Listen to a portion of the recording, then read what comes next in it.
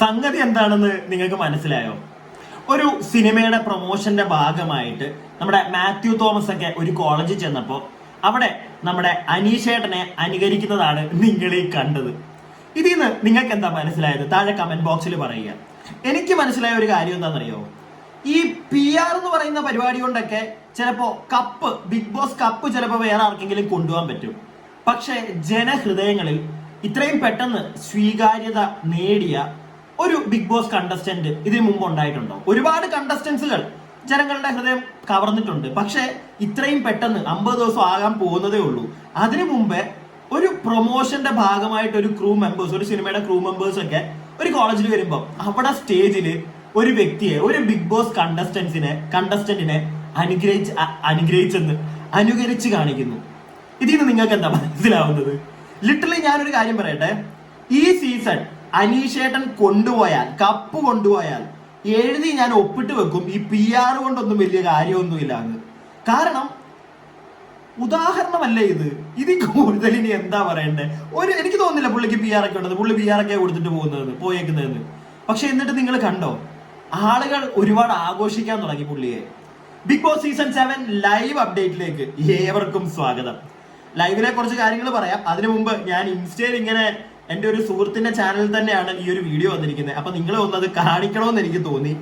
Aneesh is like ഇങ്ങനെ graph ഇങ്ങനെ പൊക്കോണ്ടിരിക്കുക പുള്ളിയെ എന്തൊക്കെ ബിഗ് ബോസ് ക്രൂ മെമ്പേഴ്സ് ആണെങ്കിലും ശരി, ബിഗ് ബോസ് ലാലേട്ടൻ എങ്ങനെയൊക്കെ വഴിതിരിച്ച് വിടാൻ ശ്രമിച്ചാലും പുള്ളിയുടെ ഗെയിം ഇനി മാറിപ്പോയാലും പുള്ളി ജനങ്ങളുടെ മനസ്സിൽ കയറിക്കഴിഞ്ഞു. അതെനിക്ക് ഈ വീഡിയോയിൽ നിന്ന് മനസ്സിലായി. അപ്പൊ എന്താണെങ്കിലും നമ്മുടെ റിയാസുമോൻ വന്നിട്ടുണ്ട് ഇന്ന് ബിഗ് ബോസ് ഹൗസിൽ. പ്രത്യേകിച്ച് ഇതുവരെയായിട്ടും ഒന്നും അവൻ ചെയ്യുന്നത് ഞാൻ കണ്ടില്ല. ആകെ ചെയ്തു കയറി വന്നപ്പോ തൊട്ട് ഇന്നലെ ശോഭ ചെയ്ത അതേ കാര്യം, ലക്ഷ്മിയെ പോയി ചൊറിയുക. എന്ത് കാര്യത്തിന്? എനിക്ക് മനസ്സിലാവാത്തൊരു കാര്യം, ഇവരൊക്കെ ലക്ഷ്മിക്ക് സഹതാപ വോട്ട് മേടിച്ചു കൊടുക്കാൻ വേണ്ടി കയറി വന്നതാണോ? അല്ല, റിയാസിനൊക്കെ ഇത്തിരി തലയുണ്ടെന്നായിരുന്നു എന്റെ ഒരു വിശ്വാസം. സ്വഭാവം ഞാൻ ഒന്നും പറയുന്നില്ല, പക്ഷെ ഇത്തിരി ബുദ്ധി ഉണ്ടായിരുന്നായിരുന്നു വിചാരിച്ചിരുന്നത്. അങ്ങനെ ബുദ്ധിയുള്ള ഒരുത്തനായിരുന്നെങ്കിൽ നേരെ കയറി വന്ന് ലക്ഷ്മിയെ ചൊറിയാൻ പോകരുതായിരുന്നു. ലക്ഷ്മിയെ മൈൻഡ് ചെയ്യാതെ വേറെ പരിപാടികൾ അവിടെ ചെയ്യണമായിരുന്നു. പുറത്തിരുന്ന് കളി കാണുമ്പോൾ പറയാൻ പറ്റുന്നതാണ്, അകത്ത് പോയി കഴിഞ്ഞാൽ എന്താവും നമുക്ക് അറിയത്തില്ല. അപ്പൊ എന്താണെങ്കിലും റിയാസ് ചെന്നപ്പോ തൊട്ട് ലക്ഷ്മിയെ അങ്ങോട്ട് ചൊറിഞ്ഞ് ലക്ഷ്മി പുറത്തേക്ക് ഇറങ്ങാൻ പോകുമ്പോൾ ലക്ഷ്മി നിൽക്കൂ, എനിക്ക് എന്നെ നോക്കാൻ ഇവിടെ ആരുമില്ല, ജനറൽ മാനേജർ. ലക്ഷ്മി മൈൻഡ് ചെയ്യുന്നില്ല. ലക്ഷ്മി പുറത്തേക്ക് പോയി പുറകെ ചെന്നു. അതായത് ലക്ഷ്മി പോയെന്ന് എനിക്ക് തോന്നുന്നു ആ പുറത്ത് മറ്റേ നമ്മുടെ സാബുമാൻ നിപ്പുണ്ടല്ലോ, മാജിക് മാൻ. അപ്പൊ അവിടെ പോണ്ടിൽ എങ്ങാണ്ട് കോയിൻ ഇട്ടിട്ട് എന്തോ ആഗ്രഹം പറയാൻ ആ ഒരു മൂഡിൽ ഇറങ്ങി. എങ്ങനെ വെറുതെ അവന്റെ കീഴിൽ നിന്ന് ചൊറി മേടിക്കണ്ടല്ലോ എന്ന് വിചാരിച്ച് ലക്ഷ്മി ഇറങ്ങിപ്പോയതാണ്. പുറകെ ചെന്ന് ലക്ഷ്മി എടുക്ക ചൊറിയുന്നുണ്ട്. ലക്ഷ്മിയെ പുറകെ നടന്ന് ചൊറിയുന്ന മാത്രമല്ല, എല്ലാവരുടെയും മുമ്പിലിട്ടിട്ട് ചോദിക്കുന്ന ചോദ്യങ്ങൾ, are you guys friends with this lady? അതായത് നിങ്ങൾക്ക് ഈ ലേഡിയായിട്ട് ഫ്രണ്ടായിട്ട് ഇരിക്കാൻ പറ്റുന്നുണ്ടോ? ഇവരെ സുഹൃത്തായിട്ട് കാണുന്നുണ്ടോ? എങ്ങനെ പറ്റുന്നു ഇവരെ സുഹൃത്തായിട്ട് കാണാൻ? നാണമില്ലാതെ ഇവിടെ നിൽക്കുകയാണ്. നാണമില്ലാത്ത കുറെ ആൾക്കാർ നിങ്ങൾക്ക് വോട്ട് തരുന്നതിന്റെ പുറത്താണ് നിങ്ങൾ ഇവിടെ നിൽക്കുന്നത്. ഇങ്ങനെയൊക്കെയാണ് ബിഗ് ബോസ് ഹൗസിലേക്കല്ല, ബിഗ് ബോസ് ഹോട്ടലിലേക്ക് വന്ന ഒരു ഗസ്റ്റ് അവിടുത്തെ ജനറൽ മാനേജറിനോട് പെരുമാറുന്നത്. റിയാസും മറന്നുപോയെന്ന് തോന്നുന്നു. ബിഗ് ബോസ് ഹോട്ടലിലേക്കാണോ വന്നതെന്നുള്ളത് മനസ്സിലായില്ലേ? ബിഗ് ബോസ് ടീം അംഗങ്ങൾ ഇനി എന്താണ് അവരോട് പറഞ്ഞിരിക്കുന്നത്? ചിലപ്പോൾ ചെന്ന് കയറി ഉടനെ അവരെ ചൊറിയാനാണോ പറഞ്ഞിരിക്കുന്നത് നമുക്ക് അറിയത്തില്ല, കോണ്ടന്റിന് വേണ്ടി. പക്ഷെ എന്താണെങ്കിലും ബി ഹോട്ടൽ എന്ന് പറയുന്ന ഒരു ടാസ്ക് നടത്തുമ്പോൾ ആ ടാസ്കുമായി ചുറ്റിപ്പറ്റി എന്തെങ്കിലും രസകരമായിട്ടുള്ള കാര്യങ്ങളല്ലേ വേണ്ടത്.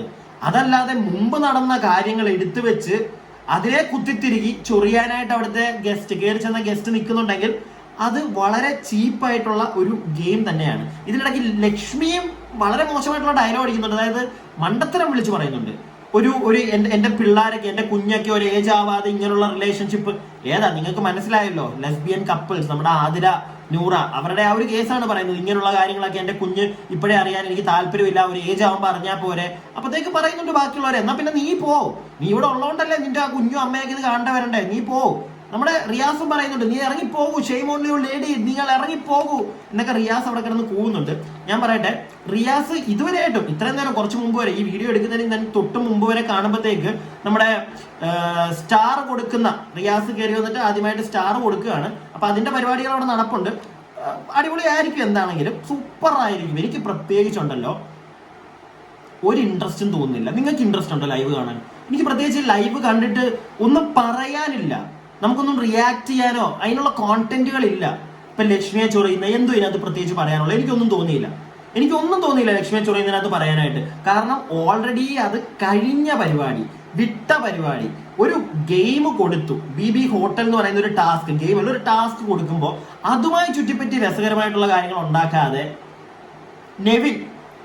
നെവിന് റിയാസിനെ കണ്ടപ്പോ എന്തോ മറ്റേ ഇടയ്ക്ക് ഒരു ഡയലോഗും പറയുന്നുണ്ട്, എന്റെ ഫേസ് പോലുള്ള ഒരു ഫേസ് ഉള്ള ആളെ എനിക്ക് കിട്ടി എന്നൊക്കെ അവനിരുന്ന് പറയുന്നത് കേൾക്കാം. റിയാസിന്റെ അടുത്തൂന്ന് മാറുന്നില്ല, റിയാസിനെ ചുറ്റിപ്പറ്റി തന്നെ നടക്കുകയാണ് മെഡിക്കൽ ഓഫീസർ ആയിട്ടുള്ള നെവിൻ. എന്തെങ്കിലും ഒരു ഗെയിം കളിക്കുക, അതാവുമ്പോ കാണാൻ നമുക്കൊരു രസമുണ്ട്. ഇതൊന്നുമില്ല, കുറേ എണ്ണം ഇങ്ങനെ റിയാസിന്റെ ചുറ്റും. പിന്നെ ഇപ്പൊ മിക്കവാറും എനിക്ക് തോന്നുന്ന ഒരു പ്രൊമോ കണ്ടതാണ്, നമ്മുടെ ഉണിയിലും ജിഷനും എല്ലാം കൂടെയും അവിടുന്ന് പുറത്തിറങ്ങി പോരും. ഇതിലായിട്ട് ലൈവിൽ ഞാനത് കണ്ടില്ല കേട്ടോ, ഞാൻ എവിടെയെങ്കിലും മിസ്സായോ എന്ന് അറിയത്തില്ല. പ്രൊമോയിൽ കണ്ടതാണ് ഇവര് മറ്റേ രാജി വെക്കുന്നു എന്നും പറഞ്ഞ് കിച്ചണിൽ നിന്ന് ഇറങ്ങി പോകും. നമ്മുടെ ആദില, മറ്റേ മുതലാളിയുടെ മകൾ, അത് വെറും ചീപ്പായിട്ടല്ല. അതൊക്കെ എന്ത് ഗെയിമാ? ഭക്ഷണം ഉണ്ടാക്കുന്നതിനകത്ത് കൊണ്ടുവന്ന് ഉപ്പ് വാരിയിടുക, അതൊക്കെ ഒരു ഗെയിമാണോ? എനിക്കറിയത്തില്ല അതൊരു ഗെയിമാണോ എന്ന്. എനിക്ക് അതിനൊരു ഗെയിമായിട്ട് കാണാൻ ഇച്ചിരി കഷ്ടപ്പെട്ടല്ലേ അവർ ആ ഭക്ഷണം ഉണ്ടാക്കുന്നത്. അപ്പൊ അതിനകത്തോടൊന്ന് ഉപ്പ് വാരിയിടുക, അവർ നേരെ രാജിവെക്കുന്നെന്ന് പറഞ്ഞ് ഇറങ്ങി. അങ്ങനെയാണെങ്കിൽ ഇത് ബാക്കിയെല്ലാം പട്ടിണി കിടക്കുമെന്നാണ് എനിക്ക് തോന്നുന്നത്. കാരണം ബാക്കി ആരുണ്ടാക്കിയാലും ഉണിയിൽ ഈസ് എ ഷെഫ്. പിന്നെ അനുമോള് വല്ലതും കയറി ഉണ്ടാക്കണം. അനുമോള് പിന്നെ മാനേജറാണ്, അനുമോളെ കൊണ്ട് ചെയ്യിപ്പിക്കുമോ എനിക്കറിയത്തില്ല, ചിലപ്പോൾ ചെയ്യും. അള മുട്ടിയാൽ ചേരയും കടിക്കുമെന്ന് പറയുന്നതൊക്കെ. അനുമോൾ ഇന്നലെ പാത്രം കഴുകുന്നുണ്ടായിരുന്നു, അനുമോള് മാത്രമല്ല ജനറൽ മാനേജറും ഒക്കെ പാത്രം കഴുകുന്നുണ്ടായിരുന്നു. കിച്ചന്റെ ഹെഡ് ഷെഫിന് മാത്രം പാത്രം ഒന്നും കഴുകാൻ പറ്റത്തില്ല. പക്ഷെ ഈ ലക്ഷ്മിയും ഉണ്ടല്ലോ, ലക്ഷ്മിക്ക് സ്റ്റാർ ഒന്നും കൊടുക്കാൻ ഇച്ചിരിയെങ്കിലും ആ ക്യാരക്ടർ പിടിച്ചിരിക്കുന്നത് ലക്ഷ്മിയൊക്കെയാണ്. പക്ഷെ ആ സ്റ്റാർ എങ്ങനെ കൊടുക്കണമെന്നൊന്നും ലക്ഷ്മിക്ക് മനസ്സിലാവുന്നില്ല. ലക്ഷ്മി കുറച്ചു മുന്നേ, ഇപ്പം ഞാൻ ഈ വീഡിയോ ചെയ്യാനിരിക്കുമ്പോൾ ഞാനത് കണ്ടു തീർത്തില്ല ആർക്കൊക്കെയാണ് സ്റ്റാർ കൊടുക്കാൻ തുടങ്ങിയെന്ന്. എനിക്കത് കാണാൻ തോന്നിയില്ല, കാരണം ആർക്കൊക്കെ കൊടുക്കണമെന്ന് അറിയത്തില്ല. ലക്ഷ്മി പറയുന്ന ഒരു ഡയലോഗ് കേട്ട് കഴിഞ്ഞപ്പോഴാണ് ഞാൻ ആ ലൈവ് നിർത്തിയിട്ട് വീഡിയോയിലോട്ട് വന്നത്. അതായത് ഇന്നലെ കൊടുത്തിട്ടുണ്ടായിരുന്നു അവർക്ക്, ഇന്ന് അതുകൊണ്ട് വേറെ ആൾക്ക് കൊടുക്കാം. അതായത് ഒണീലിനും ജിഷിനും ഒക്കെ ഇന്നലെ കൊടുത്തു, ഇന്ന് ഞാൻ കൊടുത്തിട്ടില്ല, ബിന്നിക്ക് കൊടുക്കണം. കഴിഞ്ഞ ഒരു സ്റ്റേജില് ബിന്നിക്ക് കൊടുത്തിട്ടില്ലായിരുന്നു, ഇപ്പൊ കൊടുക്കണം എന്നൊക്കെ പറയുന്ന ലക്ഷ്മിയെ ഞാൻ കണ്ടു. അതെന്ത് പറച്ചില്ല അത്? കഴിഞ്ഞ പ്രാവശ്യം കൊടുത്തു എന്ന് പറഞ്ഞ് ഇപ്രാവശ്യം കൊടുക്കേണ്ടതുണ്ടോ? അല്ല, അതെനിക്ക് പിടികിട്ടിയില്ല. കഴിഞ്ഞ പ്രാവശ്യം നന്നായിട്ട് ഒണിയിലും ജിഷിനും ഒക്കെ ചെയ്തിട്ടുണ്ടെങ്കിൽ അവർക്ക് കൊടുത്തു. ഇത്തവണയും ഈ ഒരു ഗ്യാപ്പിൽ, അത് കഴിഞ്ഞതിന് ശേഷം റിയാസ് വന്ന് ഇത്രയും സമയം കൊണ്ട് അവർ നന്നായിട്ട് പെർഫോം ചെയ്തിട്ടുണ്ടെങ്കിൽ അവർക്ക് കൊടുക്കണം. അതല്ലാതെ അവർക്ക് നേരത്തെ കൊടുത്തു മറ്റാൾക്ക് കൊടുത്തില്ല അതുകൊണ്ട് മറ്റേയാൾക്ക് കൊടുക്കണമെന്ന് പറയുന്ന, അതൊക്കെ വളരെ ഒരു ഗെയിം അറിയാതെ കളിക്കുന്നതാണെന്നാണ് എനിക്ക് തോന്നിയത്. നിങ്ങൾക്ക് എന്താ തോന്നുന്നത്?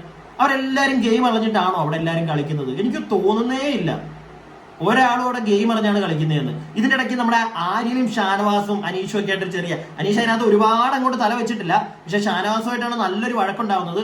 ഞാൻ അതിനകത്ത് ഒരു പരിധി വരെ ഷാനവാസ് പറയുന്നതിനകത്ത് സപ്പോർട്ട് ചെയ്യുന്നുണ്ട്, ഒരു പരിധി വരെ മാത്രം, എല്ലാം അങ്ങല്ല. കാരണം ഷാനവാസിന്റെ മിസ്റ്റേക്ക് ഉണ്ട്. പക്ഷെ ഷാനവാസ് പറയുന്ന ഒരു പോയിന്റ് ഉണ്ട്, ഈ ആര്യൻ ഒരു പണി അവിടെ എടുക്കുന്നില്ല. അവൻ ചുമ്മാ ആരെങ്കിലും കാണിക്കാൻ, ക്യാമറയെ പറ്റിക്കാനായിട്ട് വന്ന് 2 പാത്രം കഴുകി വെക്കും, അവൻ പോവും. അവൻ പിന്നെ തേരാപ്പാര അവിടെ ചുറ്റിത്തിരിഞ്ഞ് നടക്കുക. ഇതാണ് ആര്യൻ ചെയ്യുന്നത്. എനിക്ക് തോന്നുന്നു ബിഗ് ബോസ് കരുതിക്കൂട്ടി ആര്യൻ ആ ഒരു പൊസിഷൻ കൊടുത്താണൊക്കെ എനിക്ക് തോന്നുന്നത്. വലിയ പണിയൊന്നും എടുക്കാതെ. ബിഗ് ബോസിന്റെ മരുമോൻ വല്ലതാണോ? എനിക്ക് അറിയാൻ പാടില്ലാണ്ട് ചോദിക്കുക. മരുമോൻ എന്ന് മറ്റേ എന്താണ്, മാധുലൻ, ബിഗ് ബോസ് ഇവന്റെ അമ്മാവനാണോ? എനിക്ക് അറിയാൻ പാടില്ലാണ്ട് ചോദിക്കുക. കാരണം ഈസി ആയിട്ടുള്ള പരിപാടികൾ ഒന്നും ചെയ്യാതെ ആദില എന്ന് പറയുന്നത് എന്താണ്, നമ്മുടെ ഹോട്ടൽ ഉടമയുടെ മകളുടെ ഫ്രണ്ട്, പ്രത്യേകിച്ച് പണിയൊന്നും ഇല്ലാതെ ഇങ്ങനെ നടക്കുന്ന ഒരുത്തൻ. അങ്ങനെ ഒരുത്തൻ ഇടയ്ക്ക് പാത്രം കഴുകാനായിട്ട് അവനോട് ഇന്നലെ പറഞ്ഞതാ, ഓക്കെ ചെയ്യാന്ന് പറഞ്ഞു. പക്ഷെ അതൊന്നും പ്രോപ്പറായിട്ടൊന്നും ചെയ്യുന്നില്ല. എന്നിട്ട് പിന്നെ അവൻ അവിടെ കിടന്നുകൊണ്ട് അങ്ങ് തിളയ്ക്കുന്നതും പോട്ടെ, അവന്റെ ഒരു മാൻ, അത് എങ്ങനെ നിങ്ങളെ കണ്ടോണ്ടിരിക്കുന്നത് എനിക്ക് മനസ്സിലാവുന്നില്ല. ഒരു കൈൻഡ് ഓഫ് മോഹം വെച്ചിട്ടുള്ള ഒരു പരിധി കൂടുതലുള്ള ഈ കോക്കാം ബീച്ച് പരിപാടികളുണ്ടല്ലോ, ലിറ്ററലി അത് ദേഷ്യം വരാറുണ്ട് കണ്ടോണ്ടിരിക്കുന്ന പ്രേക്ഷകർക്ക്. ഒരുപാട് കോടിക്കണക്കിന് ആൾക്കാർ കാണുന്നതല്ലേ. എനിക്കറിയത്തില്ല ഇതൊക്കെ. പിന്നെ വോട്ട് മാരിയന് കുറവാണെന്നാണ് ഇത്രയും വീക്കെൻഡ്സുകൾ കഴിയുമ്പോൾ അറിയുന്നത്. എല്ലാ വീക്കെൻഡ്സിലും അവന് വോട്ട് കുറവാണ്. പക്ഷെ എങ്ങനെ അവൻ പിടിച്ചു കിട്ടുന്നെന്ന് എനിക്കറിയില്ല. യൂട്യൂബിൽ നമ്മൾ പോളൊരെണ്ണം ഇട്ട് കഴിഞ്ഞാലും ആര്യന് വോട്ടില്ല. പക്ഷെ എന്നിട്ടും അവൻ അവിടെ നിൽക്കുന്നു. എങ്ങനെ? അതും ഏറ്റവും സേഫ് ആയിട്ട്. ഇനി എനിക്ക് തോന്നുന്നു, ഞാൻ നേരത്തെ പറഞ്ഞിട്ടുണ്ട്, അടുത്ത ആഴ്ചത്തേക്ക് ക്യാപ്റ്റൻസി മിക്കവാറും ക്യാപ്റ്റൻ അവനാവും, മിക്കവാറും. കാരണം ഈ ആദില, അതുപോലെ തന്നെ ആരാണ് നമ്മുടെ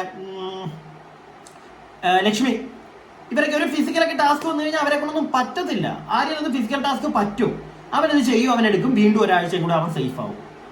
എന്തിനാണ് ഇവനെ അങ്ങനെ സേഫ് ആക്കി നിർത്തുന്നത്? ജിസയിലും ആര്യനും തമ്മിലുള്ള ഒരു കോമ്പ അങ്ങോട്ട് വർക്കാക്കി പന്തലിപ്പിച്ച് അതിനു വേണ്ടിയിട്ടാണോ? അല്ല, ആ ഗെയിം കൊള്ളത്തില്ല എന്ന് ഞാൻ പറയുന്നില്ല, ഗെയിം കൊള്ളാം. പക്ഷേ വോട്ടിന്റെ അടിസ്ഥാനത്തിലാണ് എല്ലാം നടക്കുന്നതെന്ന് അപ്പൊ പറയാൻ നിൽക്കരുത്. കാരണം ഇവന്റെ കേസ് വരുമ്പോൾ എനിക്ക് സംശയം, പേഴ്സണലി എന്റെ അഭിപ്രായമാണിത്, എനിക്ക് പേഴ്സണലി സംശയം വോട്ടിങ്ങിന്റെ ബേസിൽ മാത്രമാണോ? അങ്ങനെയാണെങ്കിൽ ഇവരതിനകത്ത് നിൽക്കുമോ?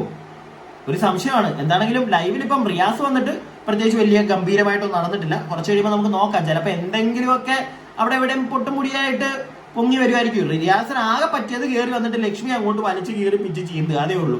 അത് ലക്ഷ്മി തോറ്റുപോയി, ലക്ഷ്മിക്ക് പിടിച്ചു കേൾക്കാനൊന്നും പറ്റത്തില്ല റിയാസിന്റെ ഫ്രണ്ടി, അത് വേറെ കാര്യം. അതെന്തായാലും അവിടെ സംഭവിക്കുന്നുണ്ട്. അപ്പൊ ഇതൊക്കെയാണ് ലൈവില് നടന്നുകൊണ്ടിരിക്കുന്നത്. ഞാൻ ബാക്കി പോയി കാണട്ടെ, എന്നിട്ട് ബാക്കി അപ്ഡേറ്റ്സുകൾ അടുത്ത വീഡിയോയിൽ തരാം. അതുവരേക്കും stay tuned and stay weird.